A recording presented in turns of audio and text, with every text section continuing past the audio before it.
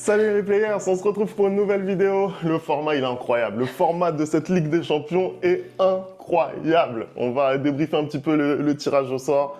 On a le must de ces dernières années, dès les barrages. C'est incroyable Anderson, J'en c'est ai marre, incroyable. en fait j'en ai marre. Fini, moi j'en peux plus. Hein. Ça fait 4 saisons que je me tape Manchester City en Ligue des Champions. Après il y a des gens qui viennent me dire que le Real Madrid paye l'UEFA, que le Real Madrid a des tirages au sort tout le temps faciles. C'est pas normal. Ah, je vais me régaler. J'en peux plus, Je vais j'en peux me plus. Ça fait- régaler. J'en ai marre. Je peux jouer contre d'autres équipes ou pas?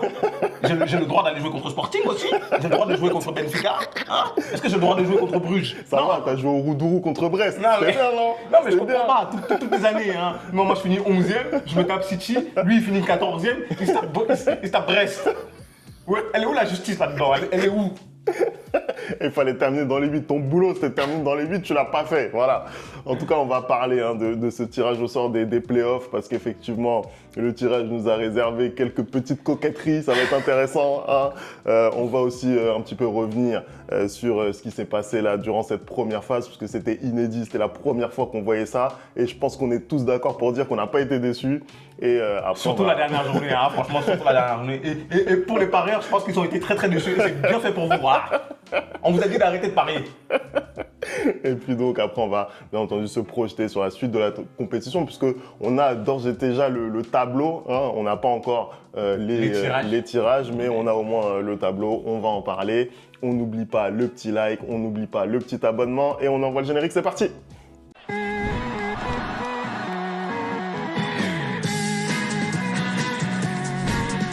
On commence tout de suite cette review du tirage au sort. Et la plus grosse affiche, incontestablement, c'est le Real Madrid qui va faire face à Manchester City. C'est incroyable, c'est quasiment une finale potentielle de Ligue des Champions dès les barrages, avant les huitièmes de finale. C'est incroyable. Il fallait que ça tombe sur nous. Il fallait que ça tombe sur nous. Il y avait une chance sur 1000. Bien évidemment, il fallait que ça tombe sur le Real et Manchester City. Parce qu'en vrai de vrai, si le Real fait les choses correctement, ils sont dans le top 8.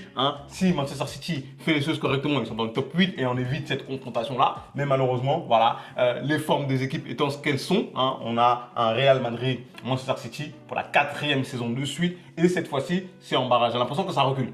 Avant, c'était demi-finale, ensuite, c'était quart de finale. Et puis maintenant, c'est barrage. Mais justement, c'est très intéressant. Je te pose la question, Anderson, donnez-vous votre avis dans les commentaires.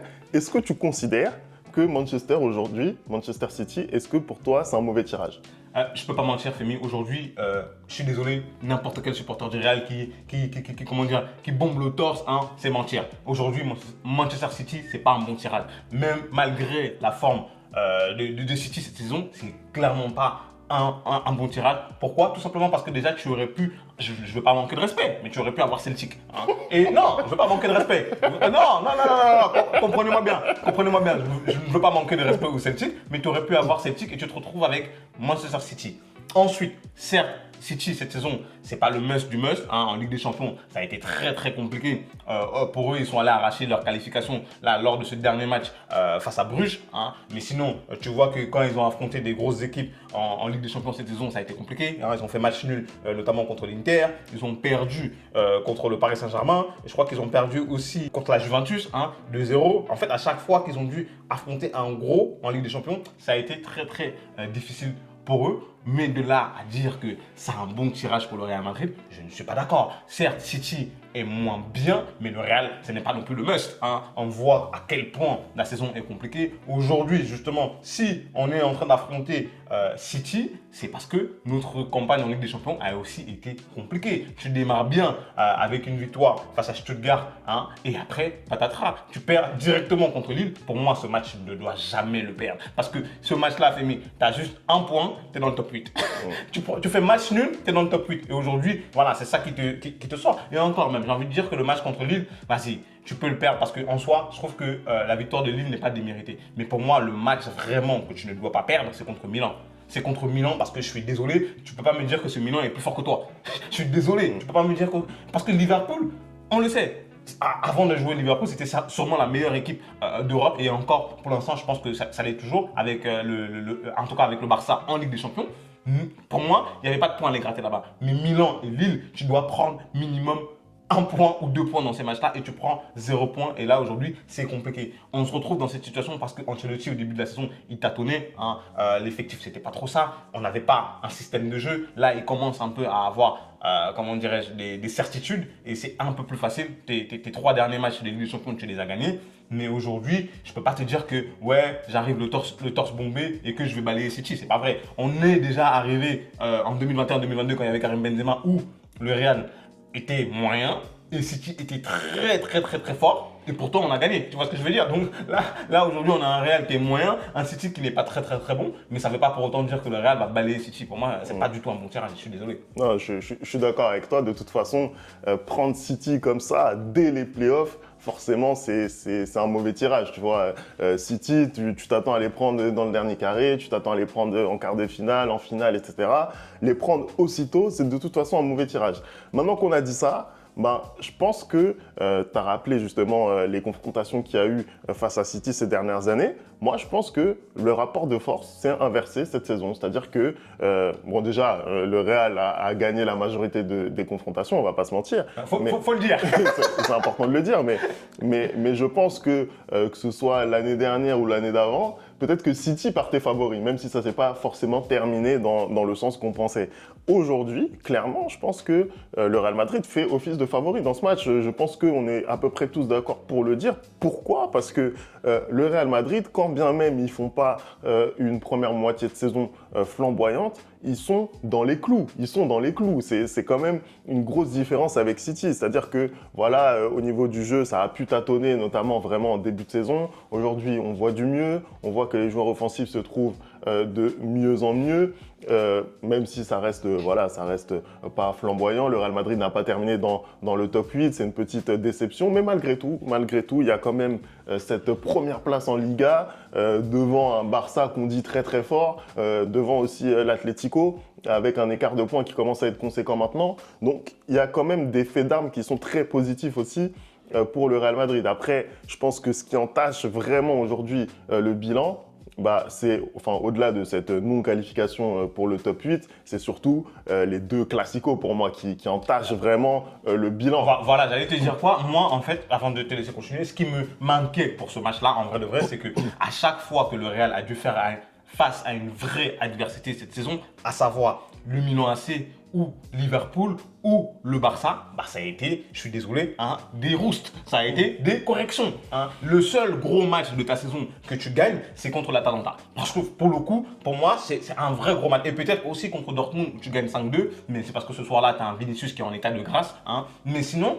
hormis ça, les grosses rencontres que le Real a dû effectuer cette saison, ça a été très compliqué. Et mine de rien, même si Manchester City n'est pas trop en forme, ça reste une grosse rencontre. Et l'autre chose qui me fait peur, c'est ce complexe d'infériorité que nourrit Carlo Ancelotti face à City. Parce que quand on parle, on dit que c'est la 4e saison, mais moi je suis désolé, la saison où on se mange un 4-0, mais c'est horrible. Pourquoi? Parce que je suis désolé, Femi, dans ce match-là, il y a de quoi faire. Mais comme d'habitude, Ancelotti, il arrive, il te met 6 défenseurs. C'est pas possible en fait, c'est pas possible. Et j'ai peur de la tactique qu'il va mettre en place face à cette équipe de City. Et dernier point, c'est que ce match-là tombe hyper mal parce que j'ai l'impression que le Real Madrid va jouer sa saison en février. Parce que juste avant d'affronter City, ils jouent contre l'Atlético Madrid, tu vois. Et c'est un rendez-vous super important parce que si tu gagnes le match, limite, tu te mets bien pour toute la saison. Tu vois ce que je veux dire? Donc, ils vont laisser énormément de force là-dessus. Ils vont jouer City. Ensuite, après City, je crois qu'ils jouent une grosse équipe encore. J'ai oublié Osasuna. Voilà, ils jouent Osasuna juste après City. Hein. Et après, ils rejouent encore City. Et après, ils jouent Gérone. Tu vois, donc le calendrier, il est hyper compliqué. Et je pense que, connaissant notre entraîneur, hein, connaissant notre coach, il ne va pas énormément faire tourner. Et donc, j'ai peur en soi. C'est pour ça que je dis que je ne peux pas considérer que c'est un bon tirage City. Et je ne peux pas te dire comme ça que le Real va aller et va détruire City. Même si c'est ce que j'espère. Parce qu'on a des contrats à régler. Hein. Les ballons d'or qui se volent comme ça à gauche, à droite, ça me plaît pas. Voilà. Après, je pense qu'il faut bien. Je suis totalement en phase avec les arguments que tu as donnés. En plus, Ancelotti, voilà, c'est pas forcément quelqu'un qui est connu pour son grand turnover, on va pas se mentir. Mais je pense qu'aujourd'hui, le principal problème de City, ce sont ses individualités. C'est ce qui a fait pour moi la puissance aussi de City dans un collectif qui était très bien huilé. Mais il faut se dire la vérité. Aujourd'hui, City, sur le terrain, ce qu'ils arrivent à aligner en termes de joueurs, c'est beaucoup plus faible que les années précédentes. C'est ça la réalité, tu vois. Aujourd'hui, Doku, Grealish, Savinho, etc. Ce ne sont peut-être pas les grands joueurs qui sont rompus à ce genre de joute. Voilà. Quant à peut-être Guardiola, lui, il a déjà joué des gros matchs, notamment la saison dernière. Mais voilà, Guardiola, depuis le début de saison, c'est très compliqué. C'est très compliqué. Et donc, il y a des individualités qui, pour moi, ne sont pas forcément au niveau de ce qu'a pu connaître Manchester City. Il y a aussi les stars de cet effectif que sont des joueurs comme De Bruyne, des joueurs comme Bernardo Silva, par exemple, qui ne sont pas forcément dans la forme de leur vie aussi, qui ont la trentaine dépassée, qui ont aussi déjà gagné la Ligue des Champions. C'est un élément important. Donc, tu te retrouves en fait t'es un peu à la croisée des chemins côté City, tu vois. Je pense que vraiment, c'est un problème beaucoup plus profond pour moi que ce qu'il y a aujourd'hui au Real Madrid. Parce que pour moi, sur le terrain, côté Real, il y a les arguments. Il y a les arguments, pour moi, si le Real est dans un bon jour, tous les jours, ils battent ce City-là. Mais par rapport à ce que tu as dit, par rapport à l'enchaînement des matchs, par rapport au fait qu'il y a peut-être moins de maîtrise dans le jeu, ça peut tourner. Et puis, ça reste un match de Ligue des Champions. Mais moi, je suis désolé, je vois vraiment un bon gap aujourd'hui entre le Real et City. Moi, je pense que voilà, les choses peuvent changer. Tu peux là, il y a City qui joue contre Arsenal, par exemple, ce week-end, une grosse victoire et ça peut enclencher une dynamique et ils peuvent retrouver leurs esprits parce que, mine de rien, certes, les joueurs ne retrouvent pas leur niveau d'antan, hein, quand on parle des Phil Foden justement et tout, mais pour moi, c'est quelque chose qui se base sur la confiance. Typiquement, tu mets une grosse correction à Arsenal ce week-end 3-0, je peux t'assurer que cette confiance, elle revient très très vite et tu vas mieux affronter ton match face au Real Madrid. Ce qui peut peut-être aussi sauver le Real, c'est que le match retour sera à Santiago Bernabéu et Femi, voilà, je pense que tu le dis souvent assez sur cette chaîne, l'atmosphère qu'il y a au Santiago Bernabéu lors d'un match de Ligue des Champions et surtout à la maison, le retour, c'est extraordinaire. Donc j'espère que ça pourra aider le Real. Et puis, dernier point, on ne l'a pas évoqué, mais c'est aussi Pep Guardiola. Je suis désolé. Aujourd'hui, Pep Guardiola, c'est l'ombre de lui-même. On le sent déjà physiquement que c'est compliqué pour lui. Après, il a des problèmes personnels. Hein. Mais cela ne nous regarde pas. Il a effectivement des problèmes personnels, mais je trouve même dans l'audace tactique aujourd'hui, c'est plus la même personne. Il a vraiment du mal, je trouve, à faire les bons changements au bon moment. Face au PSG, je pense qu'en termes de coaching, Luis Enrique a bouffé Pep Guardiola. Ça aussi, pour moi, c'est un gros élément qui fait que le Real est favori et City ne fait plus aussi peur qu'avant. C'est clair. Mais bon, tu viens de faire une transition parfaite. Hein. Tu viens de parler du Paris Saint-Germain qui a bouffé Manchester City. Et on va aussi parler du Paris Saint-Germain qui est bien mieux loti que le Real Madrid. Parce qu'en finissant 15e, Paris Saint-Germain tombe sur l'Ogre Brest. Voilà. On va avoir 3 matchs entre Brest et le Paris Saint-Germain en février. C'est extraordinaire. C'est extraordinaire, tu l'as dit. 3 matchs entre Brest et le PSG en février. Le premier, ce sera en Ligue 1, ce sera ce samedi. Mais effectivement, oui, on est très bien lotis sur ce tirage au sort. On va pas se mentir. Moi, par contre, j'étais un petit peu déçu d'avoir une équipe française en face. Après, à choisir, moi, clairement, je préférais avoir Brest. On se rappelle que les matchs contre Monaco, ils ont été un petit peu à couteau tiré ces derniers temps. On se rappelle du match en championnat qu'on finit par gagner assez largement, mais ça s'est décanté un petit peu à la fin. On se rappelle de ce match lors du Trophée des Champions où Ousmane Dembélé décante aussi en toute fin de match la situation. Donc ça a été des matchs très très serrés et pour le coup, je pense que sportivement, Monaco peut tenir sur 2 matchs. Le problème de Brest aujourd'hui, c'est que pour moi, ils ne peuvent pas tenir une intensité Ligue des Champions sur 2 matchs. Sur 2 matchs. Et c'est pour ça que je pense que c'est un bon tirage. Après, bien sûr que Brest, c'est une très bonne équipe. Bien sûr que Éric Roy fait un travail exceptionnel avec son groupe, avec ces joueurs-là, parce que voilà, c'est malgré tout des joueurs qui ne sont pas dimensionnés pour ce type de compétition. C'était pour la plupart la première fois qu'ils jouaient une Ligue des Champions. Donc, faire ce qu'ils ont fait, c'est remarquable et je leur dis encore félicitations de s'être qualifiés pour ces barrages de la Ligue des Champions. Mais la réalité aujourd'hui, c'est que le PSG, voilà, ils sont sur une autre planète par rapport à Brest. Ce qui s'est passé en Ligue 1, globalement, on a su les maîtriser au Parc des Princes, même si ça a été un petit peu compliqué. C'est-à-dire le scénario du match aurait pu tourner, mais on a mis le 3-1 assez rapidement en fin de match. Donc, je pense que voilà, pour tout ça, le PSG, normalement, doit être capable, sur 180 minutes, de montrer sa supériorité et de se qualifier. On va pas se mentir, aujourd'hui, Femi, le Paris Saint-Germain affronte une équipe de Brest qu'elle sait très bien manœuvrer, qu'elle sait très bien battre. Je pense qu'on doit remonter dans les années 80 pour voir une dernière victoire de Brest face à Paris.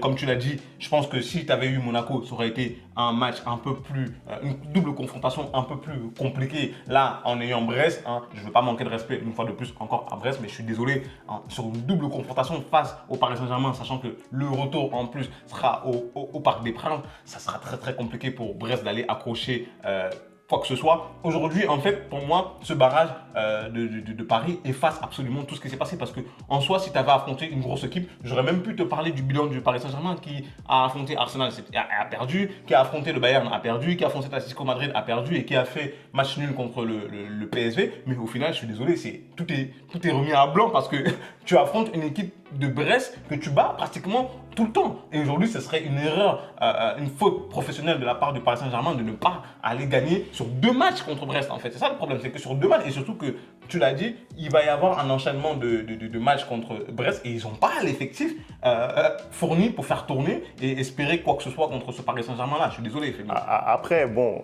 c'est du football, hein. Non, mais... Tout peut arriver, mais c'est très compliqué. Mais surtout que les matchs, quand tu regardes les matchs, effectivement, ils sont plutôt en notre faveur. Mais quand tu regardes vraiment ce qui se passe dans les matchs, tu t'aperçois que c'est jamais des matchs faciles. Tu as toi-même pu constater... C'est pas des matchs faciles, mais au final, ça tourne toujours à l'avantage du Paris Saint-Germain. C'est une réalité. Mais en tout cas, c'est des matchs qui sont très compliqués. Je pense que tu as pu constater le fait que voilà, Kylian a reçu un comité d'accueil avec le Real hier. C'est pas pour rien. C'est pas pour rien. On se rappelle de ce match où ça s'était joué pareil à la dernière minute sur un penalty de Kylian, le 3-2 pour le PSG. Ça a été très compliqué la saison dernière là-bas.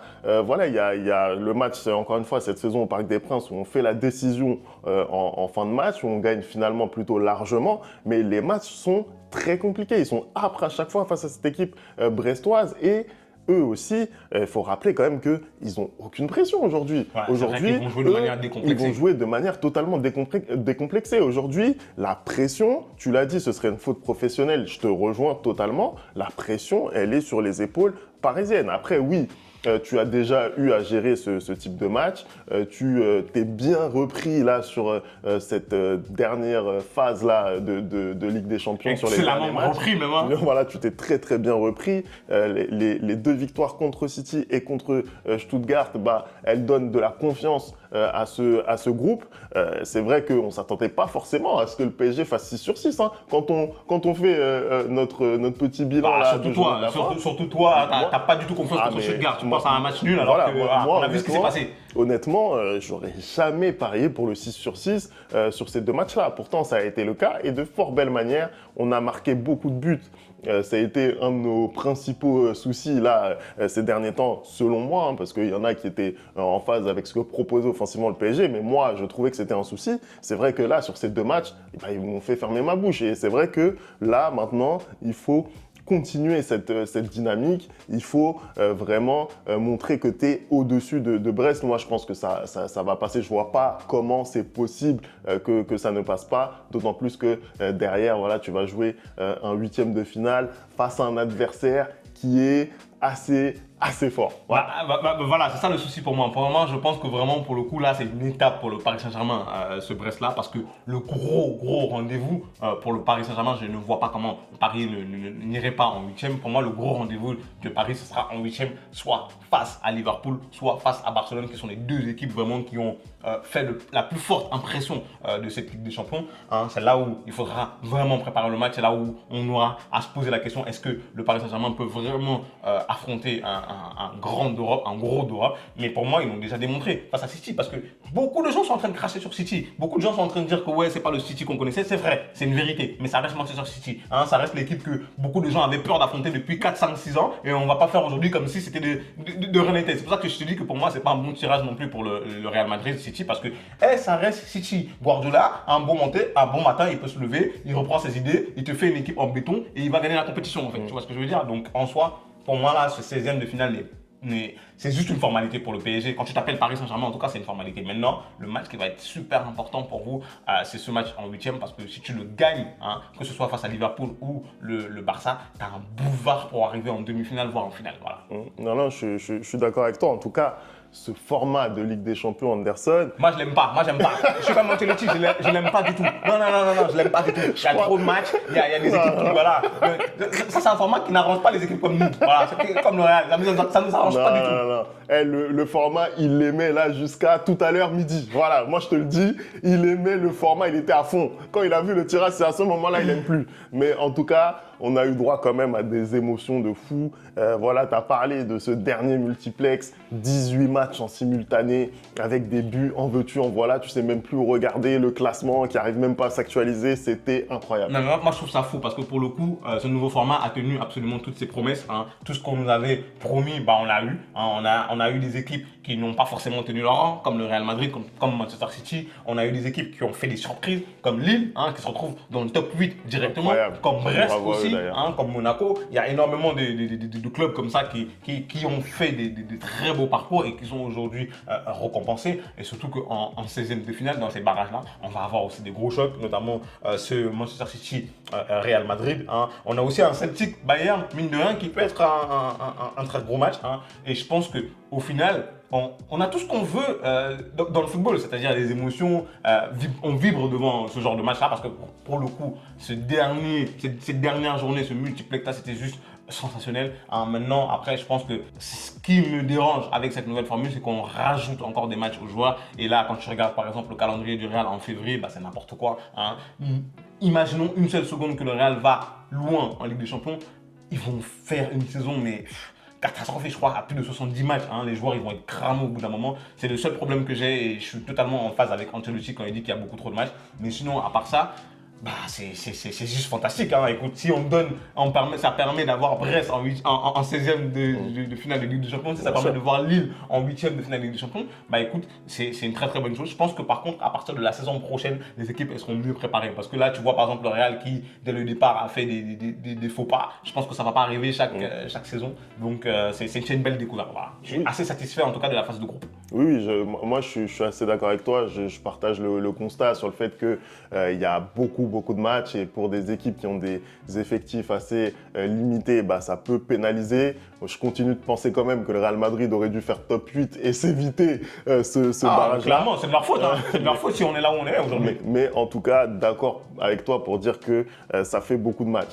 Pour le reste, en tant que fan de football, c'était incroyable. On a eu du suspense du début à la fin. Je pense que c'était ça le principal souci avec la phase de groupe qu'on a connue jusqu'à présent.